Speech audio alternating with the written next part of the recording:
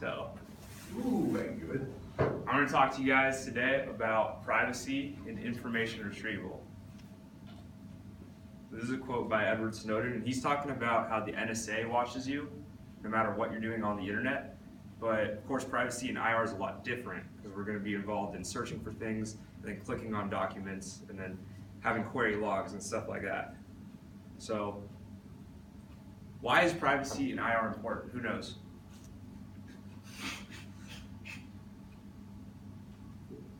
Andrew.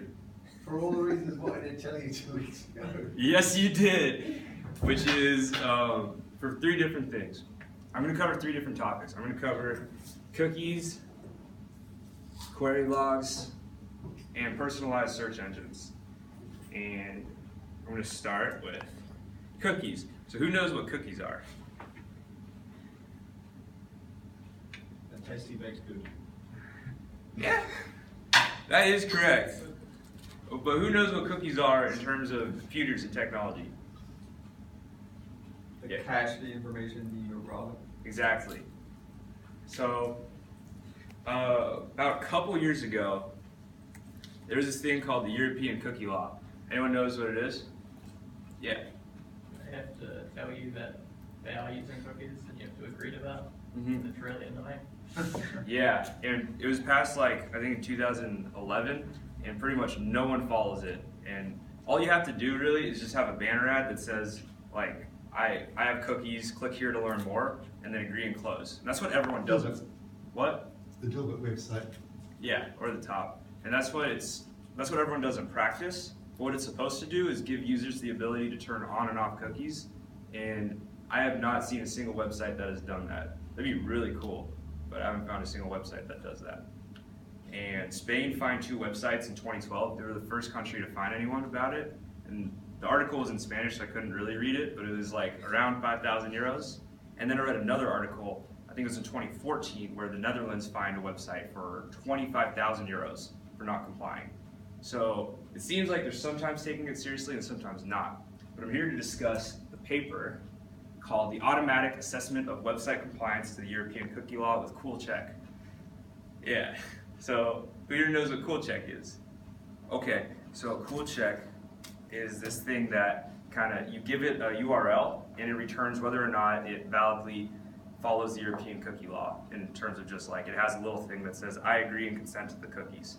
And now that's kind of tough to do because a lot of websites now use cool JavaScript libraries where the DOM, like all the text is on the DOM and not necessarily on the HTML file. So it's not enough to just download the HTML file and look at that text. You have to load the website, you have to move the mouse a bunch, you have to scroll a bunch, and then eventually the banner ad will show. So after like a couple seconds, and that's what CoolCheck does. And then it takes that DOM and then it scans it for the phrase like, I have cookies and agree and close me. Which, does anyone see a problem with that? If it's worded differently, you won't find it. Yeah, that's a problem. Yeah? The text could be hidden, the text could be in the DOM, but not actually shown to the user. Yeah, I didn't think about that one. Oh, my bad. I'm not good at throwing these. You can use CSS to say this isn't visible. Yeah? Okay. Surely it's a privacy violation to know whether or not the website's doing this. Isn't it self-referential? Isn't it private whether or not, must it be public whether or not the website does it? Yes, if they're required to show you. Okay, so. Disclose the geographical location of the site. Or it used to disclose where it isn't. But, I mean, Firefox already tells you that anyway. It's public information. The geographical location. Which country thing, yeah. Not necessarily know it. You know where the site's registered. Yeah. All right, so one problem that I thought of is that something that this looks like, well, okay, first before I get there, how many different internet pages are there in the entire internet? Lots. Shitloads, yeah. And how much data is that? Oh, Yeah? bucket loads. Bucket, well, I was looking for shitloads. Shitloads. Still candy. No, just kidding. Yeah. And so how long will this take? Fucking ages. Fucking ages, yeah. And that's a big problem. But does anyone see of like loading a document and looking through text for phrases? Do you think we could do that in any other sort of time period that we're doing for information retrieval? Something we learned on like lecture 2 or 3?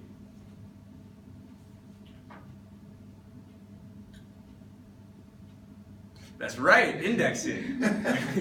So that's something that they don't really discuss in the article, but I'm not really sure why. I think it's because they created this thing called Cool Check and they just kind of wanted to promote that maybe. But, The extra. The actual Italian government websites are violating the law. yeah, no one really pays attention to the law, but anyway, I was thinking that they could do this while they're indexing, because while you're indexing, you're already getting all the text from it. Of course, indexing uses HTML, but if you change it to use this, it'll get a lot more words that are loaded with the DOM. But again, it's really slow, and then pages change a lot, and the accuracy, there's like a 1% error. All the errors are false negatives out of like 324. Of course, that's not really a lot of testing, so that's not really a lot of proof, but still, that's what we have so far. So that's the privacy with cookies. Now we're going to go on to query logs. So, anyone know what query logs are? I'm almost out of candy. I gotta slow down. Alright, so query logs are basically this thing that says like some search term, and then it'll give like a timestamp. So it'll be like 1/1/2001 at 4:20 p.m. and with like whatever 37 milliseconds. I forget if it goes to 100 or 30. And then it'll say like which rank of the document it clicked on. So like let's say I clicked on rank 4 and what was the document? And let's say it was like aol.com/whatevs. And that's what a query log looks like, as well with the user ID. So like number 1, and then this is the query. So does anyone know what happened, besides Andrew, to AOL in 2006? Go ahead. What's that? Did it get hacked? No, they actually leaked their own data. So They deliberately released it. yeah, they deliberately released it. On Wikipedia, it's called an intentional leak because 2 days later they took it back down. But they gave out detailed query logs, which meant they had a bunch of user IDs. And basically, the problem with this is that you can trace someone because a lot of people do something stupid, which is they search for their own name followed by their own social security number. A lot of people do that, and that can get you into a lot of trouble if you're a congressman, and like you're on the Senate or you're the president, or you're John Key and you search for your name followed by your social security number. Not only is that data out, but now you can be tracked and all your searches are there. Like if John Key searched for how to go to war with Russia, you know, now that's kind of public information and that's not exactly helpful towards the utopian world we want to build. So that's one way that users can be identified by their searches. Does anyone know any others?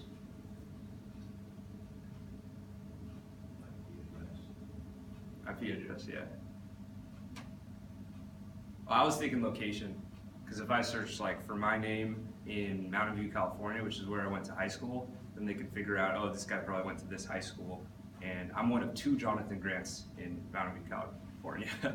So it might be a little bit tough, but anyway, this paper, Anonymizing Query Logs by Differential Privacy, basically looks at the query log and takes out a bunch of sensitive data, and it also limits user queries. So the way that it removes sensitive data is that anything with like less than 5 searches, so if John Key only searched for his name plus a social security number 4 times, it won't be an anonymized query log.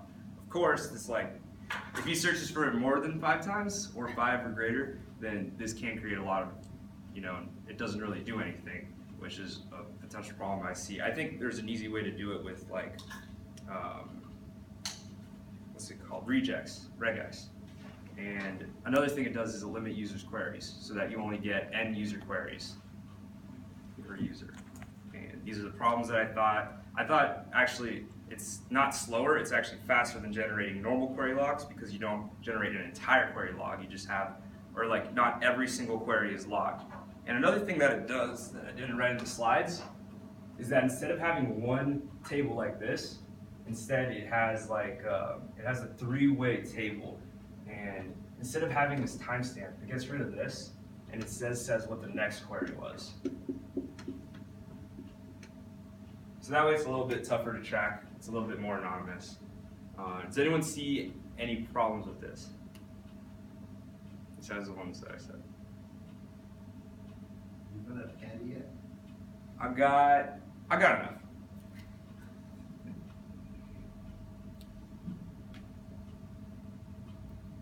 All right, cool, because I don't either. The problem is, a potential problem is that the rate at which queries arrive is many hundreds per second.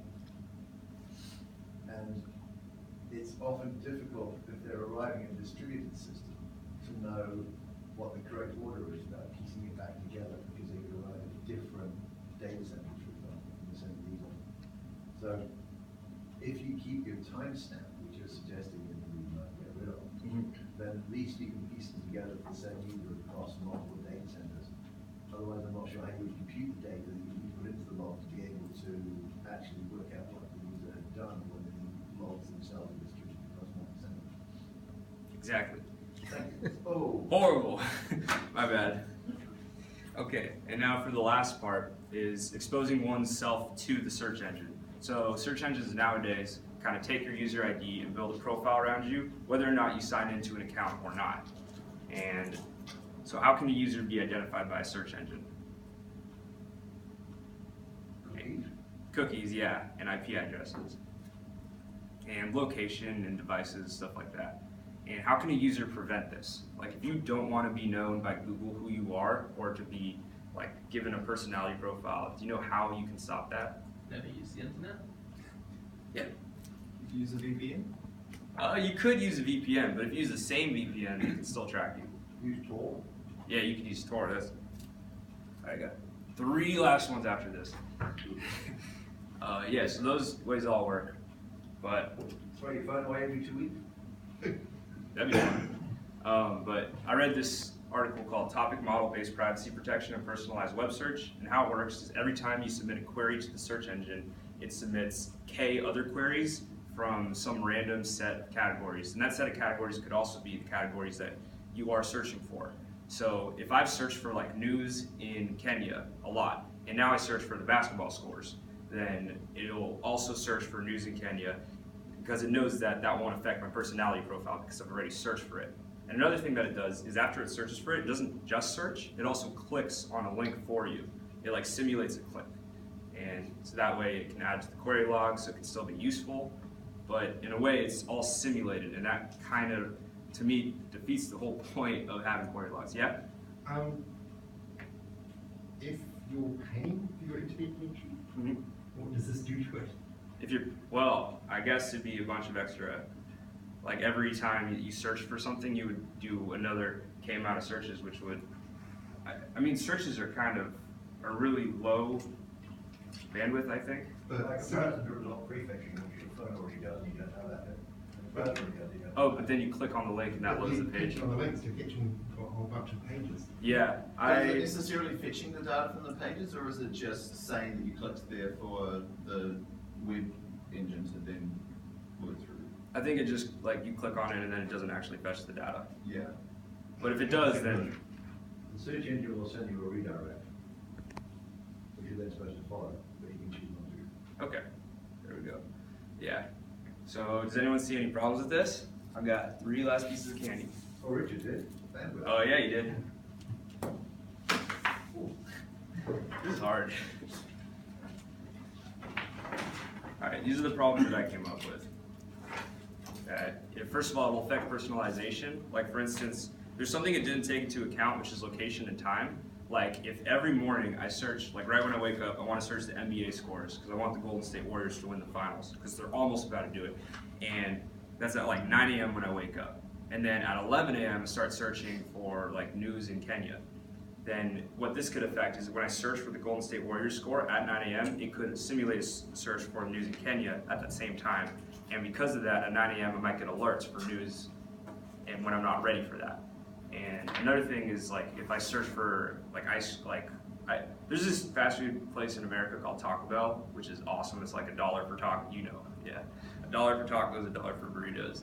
And if I want to find like the nearest one when I'm in like Palo Alto, then I'll search for that. But when I'm in Dunedin, there is no Taco Bells. But let's say that I've had this running, so it knows that I want to search for Taco Bell, and it's not taking into account location. Then I'll start searching for Taco Bell within that, and that's kind of ineffective because then I'll see on my maps instead of like, I like Turkish cafes the best here. So instead of seeing like Turkish cafes nearby me on the map, I'll see more Mexican food places on the map, which affects personalization, which is exactly what the paper was trying not to do. Another thing is clicking on the links affects query logs and other statistics like advertisements, and it'll give inaccurate data to the query logs. And there you guys go. Any questions? I got 2 more pieces of candy.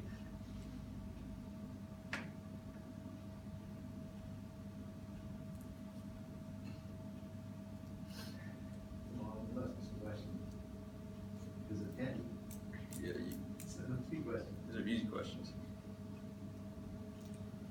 Yeah. What are the NSA doing to defeat all these plans that protect privacy? The NSA doesn't even need to worry about any of this because this only affects search engines. They can still follow the IP address. Of course, like there is the like searching for something, then clicking on a result. Let's say like the result that I actually clicked on, I click on the next page. They could figure it out. But then they would need to know that I've searched for, like if it was a Chrome extension, for that Chrome extension, and then they'll figure it out, okay, he might be doing this thing. Or like simultaneous searches. Did the NSA invent Tor this one? It wouldn't be fast. It was the American security. It was the Navy. It was the Navy, was it? Yeah.